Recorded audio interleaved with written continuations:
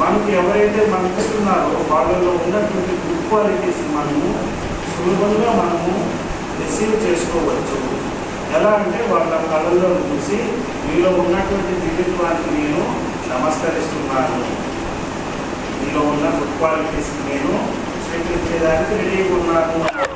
ఆత్మ నమస్తే, లేదంటే దివ్యాత్మ నమస్తే, మహాత్మ నమస్తే, మహర్షి నమస్తే అని ఎప్పుడైతే మనం ఇది చేస్తామో ఆ ఎనర్జీస్ వస్తాయి. అలాగే గుడిలోకి వెళ్ళి ఒక దైవం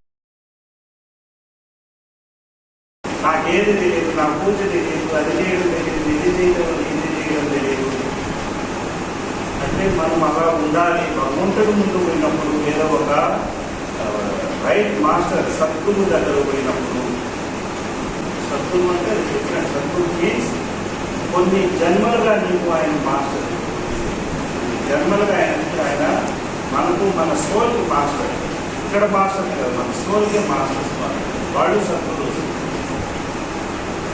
సద్గురు ఆ సత్యమైనటువంటి జ్ఞానాన్ని తెలుసుకున్నటువంటి గురువు.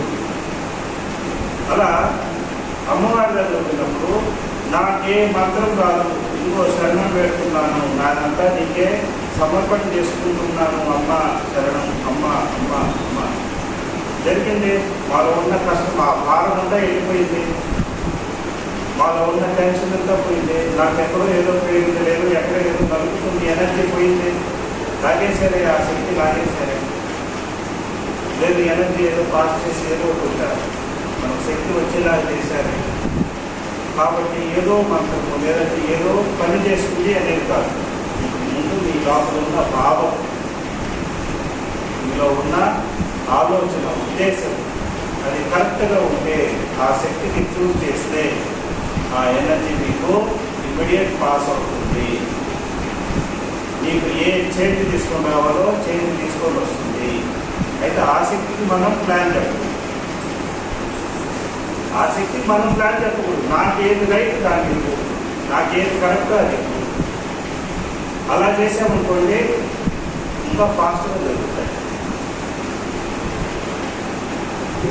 నేను ఇల్లు కట్టుకొని నాకు సొంత ఇల్లు కావాలా, నేను సంకల్పం పెడతాను. కానీ నాకు కట్టిందే రావాలి అనేది ఉంటుంది అక్కడ. దీనివల్ల నేను మేబీ 10 సంవత్సరాలు కూడా లేట్ అవ్వచ్చు నాకు సొంత ఇల్లు పొందేదాన్ని. ఎందుకు? ఈ